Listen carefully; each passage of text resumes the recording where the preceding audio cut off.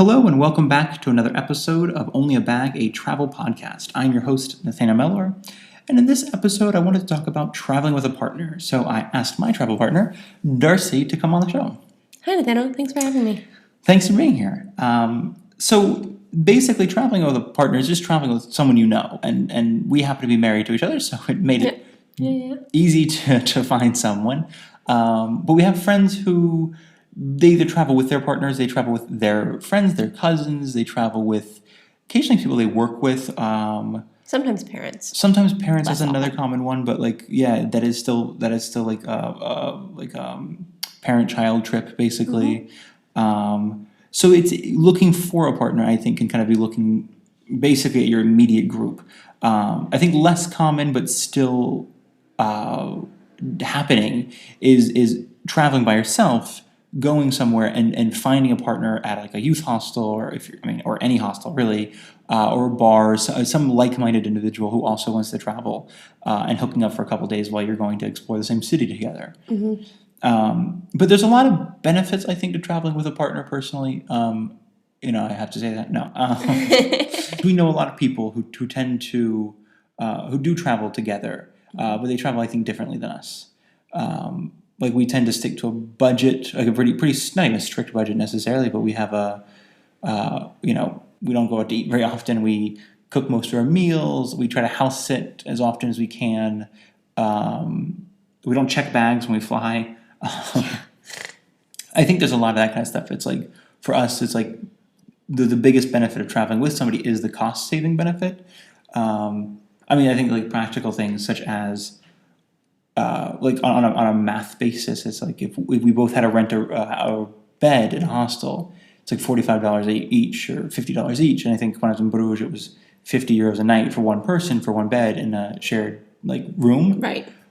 But I think together it's like €100 if we had to each do a bed. Like that's easily an Airbnb for the night or Absolutely, yeah. A hotel room for the night. So I think the first benefit personally is this sort of cost saving benefit to traveling with somebody. Like it's a lot cheaper to travel with somebody. Absolutely. I think another one is stress personally. Like it's less stressful. And I think in a variety of ways, but I think when I was traveling alone, I had to make my own schedule. I had to book everything. I had to book all the flights and the trains and any of the rooms, or I had to contact people and ask if I could stay at their house, if it was a couch surfing or something like that. So I think it was all the stress was on me. So if I messed up anything, if I messed up the dates or if I messed up the time, there wasn't anybody to second guess it or to look over it to make sure I did what I said I did, sort of thing. I think that kind of ties into, if you have two bodies, you have two energy sources. If you have two brains, you have two different ways of thinking and making sure that one of you is always remembering where you're going, how you're getting there. And I think for me, one of the things that I find most helpful traveling with you is that if I'm tired, you can make dinner.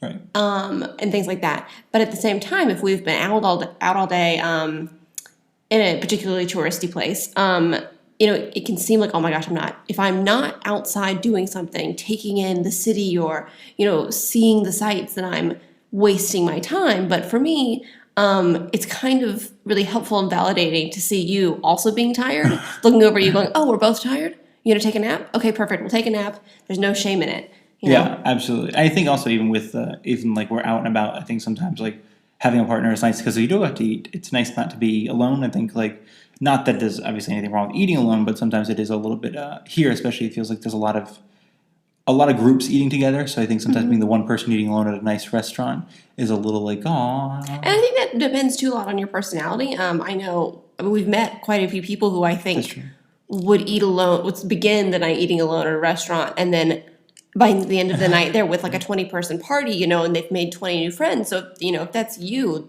that's go for that. But that's not my personality. So I would just have like a nice little dinner by myself, and I would probably enjoy it. But I enjoy spending time with you a lot more because we can share that experience at the restaurant.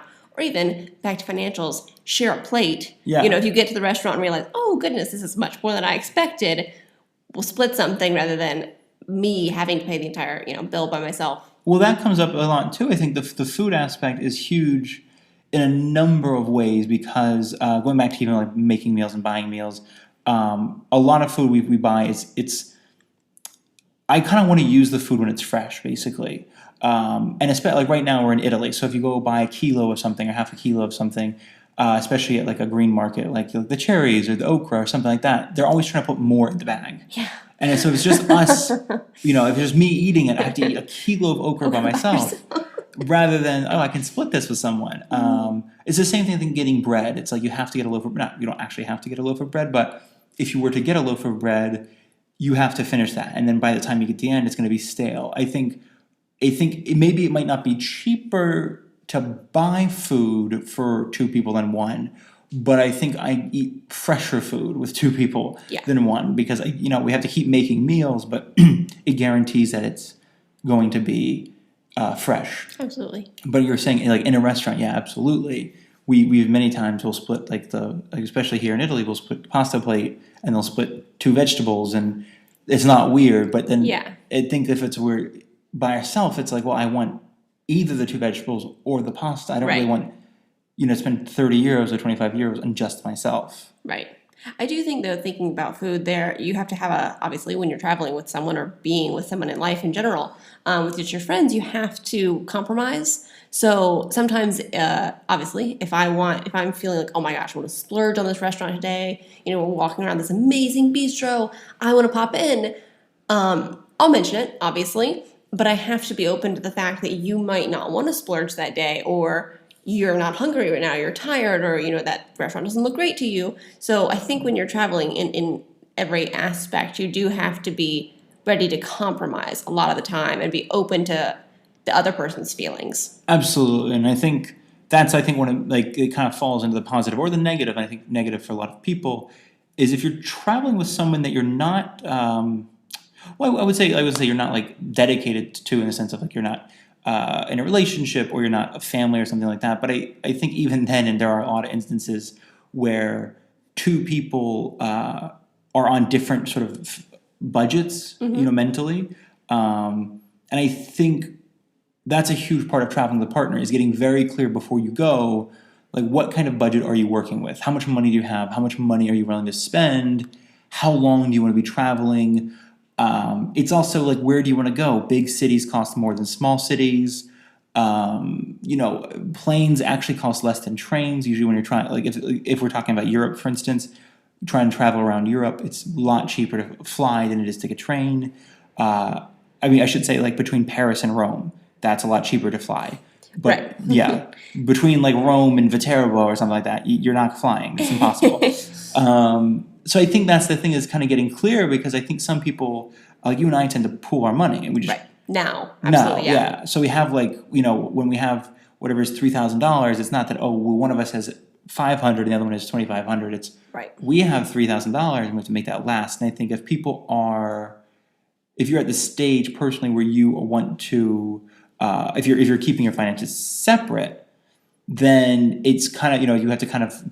I think add that into the equation, basically, of like how much does that person make, how much are you making, how much did you save, how much did that person save? Because we have friends who do we talk to them because we spent, I think, our first year traveling together, we spent something like $8,000 or $9,000 in a year, maybe a little bit more.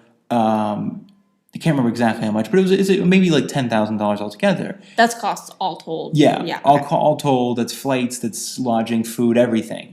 And we have friends who were like, wow, how'd you do that? We basically spent that in 3 months. But it was kind of like, there was no hotel rooms, there was no, going out to eat was a rarity. It was, I think, a lot of house sitting. It was finding apartments for rent that were only a couple $100 a month, eating it every night. Not every night, obviously, but, for the majority of the night. I think what's interesting, one of the things that's most interesting about the way you and I travel is that we travel almost like we're home.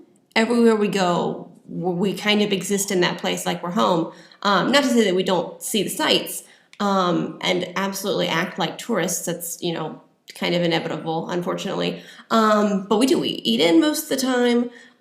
We keep the regular schedule. We're not necessarily splurging. We don't see we're not going to go see every single site in Rome whenever they cost $40 each, or whatever it is. Unless it's a free day. Unless it's a free day, absolutely. The same with if we're home. I'm not going to probably pay to get into all the museums all the time. I'm going to go on the free Sunday. So that is something to keep in mind for cost saving. But also on the note of being on the same page with whoever you're traveling with, if it's one person or multiple people or, obviously by yourself, is being really clear about your budget and your expectations of what you'll spend, where you'll spend it, how you expect the trip to go, where you expect to stay. And that seems like a lot. But you can just make a rough plan. If you've never been anywhere before, you can't say, oh, I'm definitely going to stay at this hotel because I love it. Obviously, you've never been there, you wouldn't know. But the first time I really went abroad was to meet Nathaniel. And you were staying in Italy and you'd been traveling before.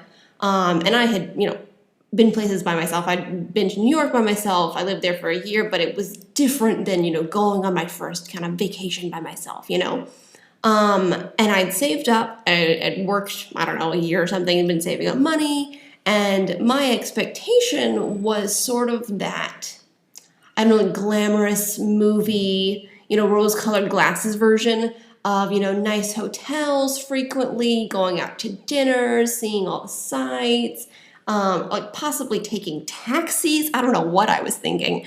But I didn't have that much money. So I don't know why I was thinking this would be lavish, but. And I was poor at that time. Yes. So I hadn't talked to Nathaniel about this expectation, not knowing that we were really thinking two different things. So it led to some arguments. Obviously, we worked through it, but it would have been a lot easier had we just talked about it before, we embarked on the adventure together, basically. And on that note, it's important to take breaks when you need to. I often work as a editor and a reader for people's stories, for people's novels and things like that. And somebody actually sent me in their travel, a book of their travels, and they talked about it as well. Like, we love each other. I think it was the woman who wrote it, and it was her and her husband traveling, and she was saying like, we love each other, and we're very excited to be around each other and have all this time and retirement, et cetera, et cetera. But I think they both had like jobs where they weren't really around each other all day, and then they're home for dinner and home on the weekends and home for in their regular life, yeah. Yeah. So it was a little bit like a bit of a shock to be like, oh, every minute of the day you're going to be here. Oh my God. So I think that's something to consider, especially if this isn't like your partner, or somebody that you like. It's because I feel like siblings, like my sibling and I are a little, very antagonistic. So I feel like it's a different relationship. I wouldn't go traveling with my cousins, but we know people who do. Like parents is the same thing. I think it depends on your relationship with the person. But it's important if you need to take time to do so and just go on a walk by yourself to go. Definitely check with your partner to make sure that you're not going to go to a museum by yourself that they really want to go to or something. Right. But if you're not like, I'm just going to go get groceries by myself. I'll be back. Right? And, I'm going to go get a piece of pizza by myself. Right. And I'll come back in a little bit. I think that's something you should be able to do because you need to do for sort of mental health. And expect the same of your partner. It's sometimes hard to not be offended when someone says that they need space, but it's not a bad thing. I know when Nathaniel needs space, it's not that he's upset with me, usually. It's just that, he has thoughts rattling around in his brain. He needs to work. He needs, space to think, things like that. So I know now to not be offended by that. It's just humans. We just need our own space sometimes. And I think it depends, too, if it's like Darcy and I tend to both work. Like we both are self-employed, so we spend a couple hours a day working. And that it kind of not necessarily counts as alone time, but it is sort of like being at work. And we might even be in the same room because we've lived in a couple of studio apartments at this point. But it's still like I have headphones on, she has headphones on. Where I'm on a computer, she's painting. It's like we're very like at a kind of a separate world sort of thing. And then after a few hours, it's like, oh, I'm done. Do you want to go, take a walk? Do you want to go get some dinner? Do you want to go anywhere? And then it's kind of like, hey, let's go do something together now. But there's that like not being offended, and then also understanding too that if you are traveling with a partner, that you might have different needs from them as far as time. Like they might be coming from somewhere. If you aren't, for instance, in a relationship, they might be coming from someplace that there is a lot of human interaction, and they're looking for you to now fill all of it or most of it. Right. And if you're coming from a place that there isn't a lot of human interaction, and you're not really looking to fill somebody's sort of need for it, then that's something to talk about before obviously you start spending a lot of money and traveling and staying in the same room together. Yeah, absolutely.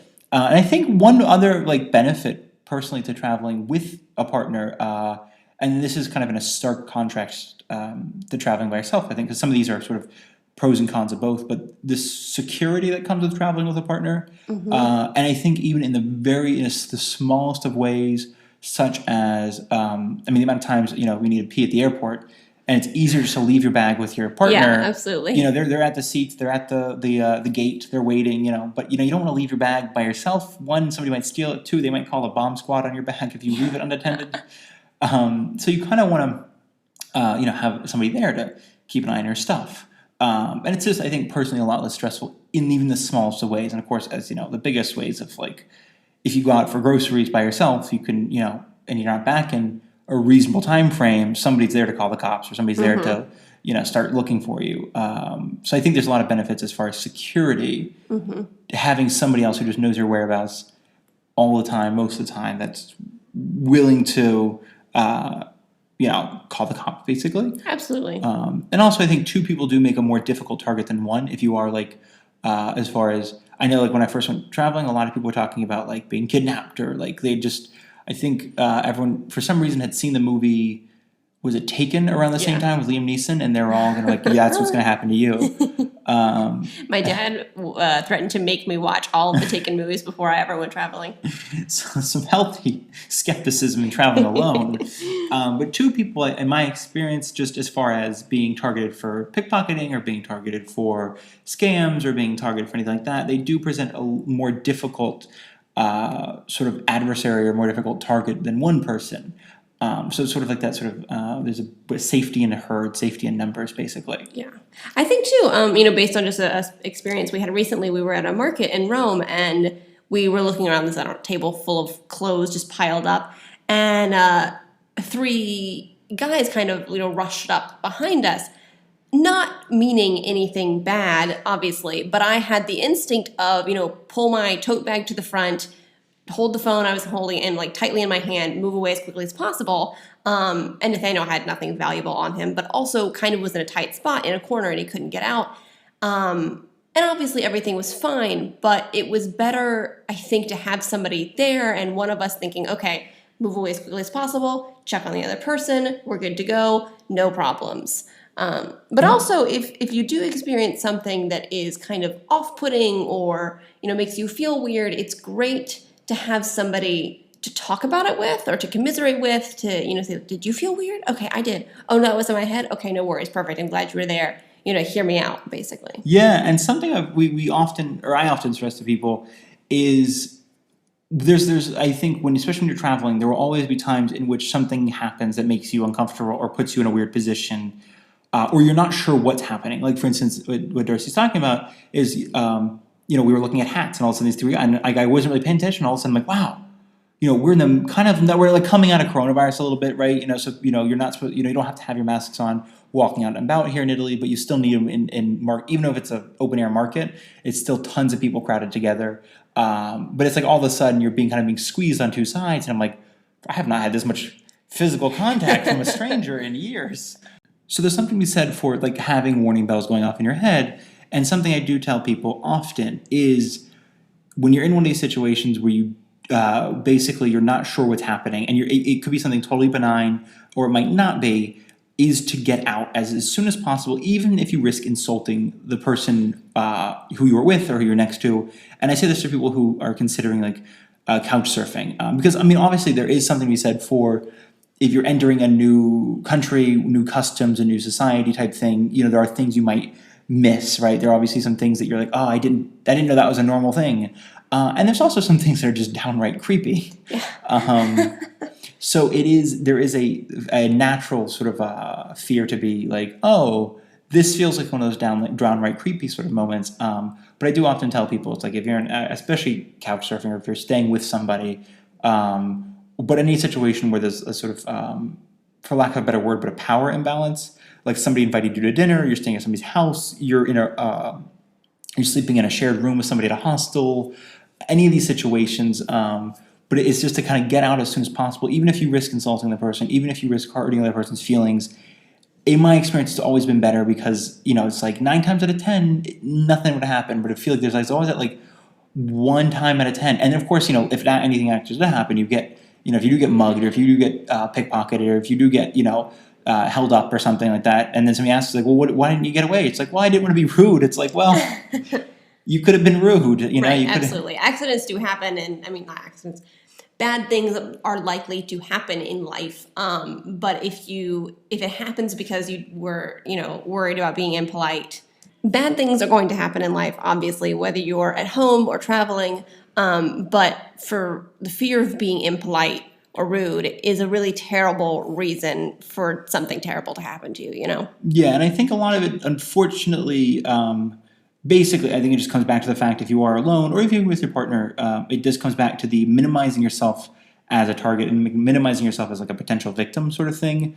And it's, there's this sort of easy, obvious ones, obviously not flashing money.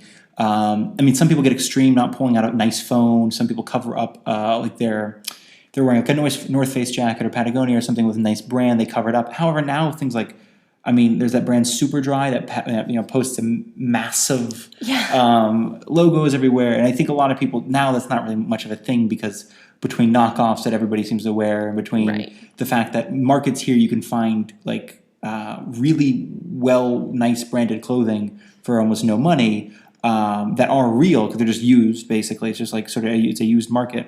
That now, trying to cover up what brand you have, and everybody has an iPhone or a Samsung or something, so that's not as important.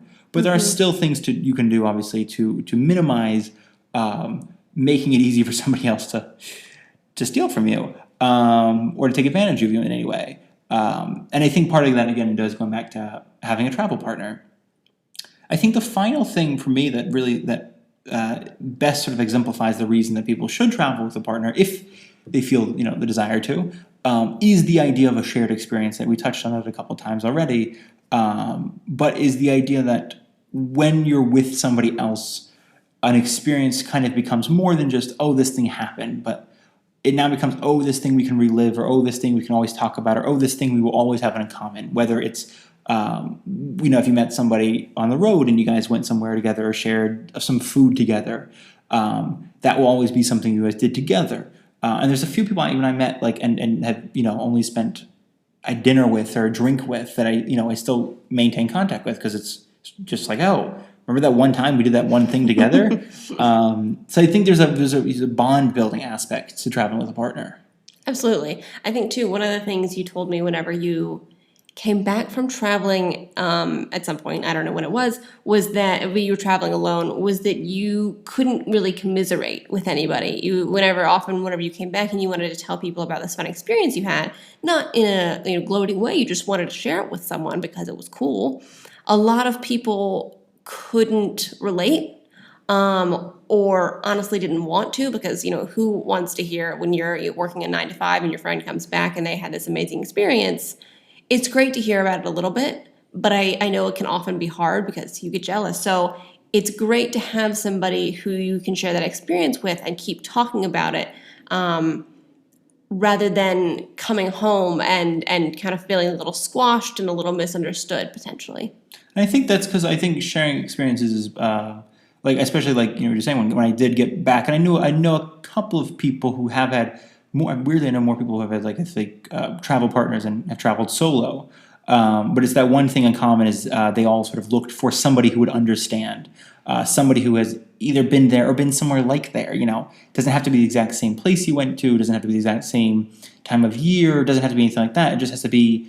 You know how it is to be really tired and, just stressed out of your mind in a train station at 3 a.m. and you're not sure what's happening and you're not sure where you're going and you're not sure if the hotels are open. It's just that sort of when everything kind of comes crashing down, and it's nice to then, when you have the nice moments, to be able to share it with somebody. And it's not just saying oh, I had this nice moment on a beach once. It's everything bad that led up to this moment made it worth so much more. And I feel like it's the people who've traveled before who could be I've been there. Mm-hmm. I've slept in on park benches, I've slept at, in train stations, I've slept on rooftops, I've slept in beaches and parks. So I know how it feels to wake up and see that sunset that one morning or something like that.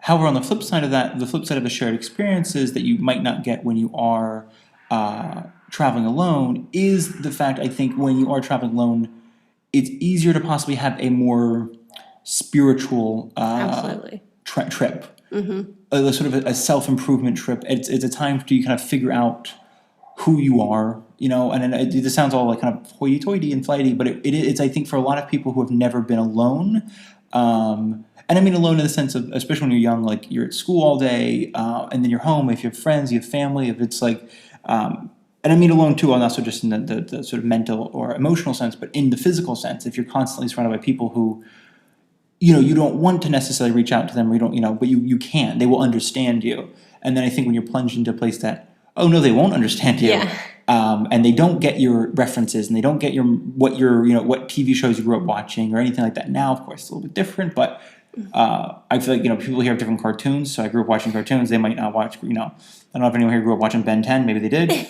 But there is, but like movies and TV shows obviously sort of transcend countries. But I do think there's a sort of shared experiences you don't get necessarily as a solo traveler, and I think personally I felt very alone traveling by myself, but very isolated, very secluded, very even when I reach out and try to make friends, it was always kind of like, oh, and then they're going to leave, and then what am I doing? And it was always sort of, it's a bit egotistic traveling alone. It's very self-centered because you're the only person you're going to be talking to for a long time, and it's all in your head, and it's all the time. And it's just this sort of constant run of thoughts and emotions that doesn't necessarily happen, I think, when you're with someone, unless, of course, you are taking a little break and walking somewhere. But I think when you're with someone, there's someone always to talk to, someone always to share experiences to, especially when they've happened. Like, oh my God, how amazing was that dinner? Right. I mean, if you do have a meal out, nobody wants to hear about it back home. Don't, It doesn't look good on Instagram. Everyone's like, oh wow, they're showing off their meal on Instagram. But there is something to be said, I think, for a lot of people traveling alone. It really depends on what you need and who you are. There's a great opportunity for growth when you travel alone. There's a great opportunity for working through any trauma. If you've, recently separated from a partner, or if you've had some loss in your life, I think you can really grow and move on in yourself and through your life by traveling alone and, seeing things through your own eyes without bouncing any experiences off anyone. But I do think it could also lead to, a rose glass, sort of thing. I've talked to a lot of people who have traveled alone, and often they come back with stories that don't quite seem like the truth. I'm not saying that they aren't. It is their story to tell 100%. But I think you can forget the bad parts when you travel alone. I've talked to a lot of people who traveled in like the 80s and the 70s. Obviously, that was a while ago now. But they've forgotten some of the bad and the hardships they went through traveling and only remember the good. And, it was this amazing trip. But you were almost kidnapped. And, they're like, yeah, but it was fine. It was fun. It was free. So obviously pros and cons, but depending on your personality and what you need to move through, I think there are benefits to traveling alone and even floofing up your story when you come home. I mean, if that's what you need to move through your life, floof up your story. I think, though, that's the thing. I mean, especially with people who like a number of our friends, I think, have traveled, like you're saying, the 70s and 80s, and I think, or even my uncles and my mom, and then it's sort of like, right, but like, you just told me a story that was riddled with sexual harassment. Like, why would you tell me this? Why is this supposed to be a good story? So I do think, like, when I think it's part of, this rose-tinted glasses, and it's looking back, and it's sort of misremembering or remember only the good parts, or sort of combining two memories into one. And I also think there's an aspect of simply just things were different, and I think, but that's always going to be the truth, right? So even now, it's like we do go traveling, and then in 20 years, you might have been like, oh, and then we ate pasta. It's like, you ate pasta in Italy? What the hell's wrong with you? I don't know, but there's always going to be something that changes. I think there's always going to be something that sort of invalidates the story. And this podcast isn't necessarily designed to encourage you one way or another. It's sort of simply just lay out, like, here's our very personal, very anecdotal experiences on traveling together. Darcy doesn't have an experience really traveling alone apart from like moving to New York City for college, but not like backpacking alone or anything, right? No. And I've traveled only a couple months alone. I think 9 months altogether I've traveled alone. So it's even my own experience. I've traveled, I think, 3 years now with a partner. And I mean, it's not like, one thing or the other, obviously. It's, you can take solo trips and then you can take group trips or partner trips. It's just simply if you are going to leave for a trip soon, and if it's your first trip or if you've already done a solo trip and you're considering bringing somebody, this is just some sort of like knowledge. Just like, are you okay sacrificing a little bit of freedom for, somebody who might want to go to Venice when you really just don't ever want to see Venice again in your life, or something like that. I mean, that sounds really personal, isn't it? I'd love to go back to Venice. But there's that sort of thing of like, but I mean, I think even you and I agree on where we want to go simply because it does.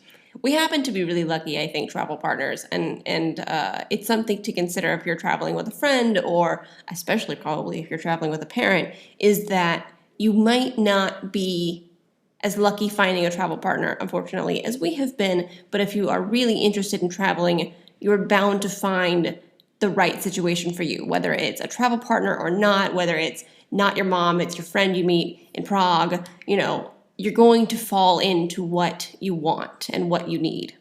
Absolutely. Yeah. No, I think it really, I mean, once you figure out too, like once you've figured out what you prefer to do, I think then traveling becomes a lot more fun and more interesting. And I think, and again, for us, it is sharing experiences with each other. That way someone will always remember the memory is always alive. But we have plenty of friends who prefer being alone, who I love hooking up with people occasionally, we'll have a beer, have a drink together. But then they're like, I just like being alone. I like being, I like sleeping alone. I waking up alone. I like being on a train alone. So I think it really comes down to your personal experience, your personal preference, and whether or not you can handle somebody else being around you all day. All day. Anyway, thank you so much for being here, Darcy. Do you have any last thoughts? She looks blank right now. So you will think that to be a no?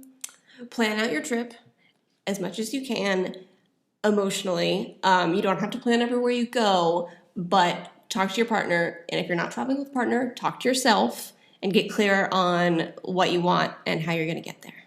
Perfect. Thank you so much for coming on my very fledgling podcast. I appreciate you being here. Thank you so much for having me. Thank you guys so much for listening, and I hope to see you on the next one.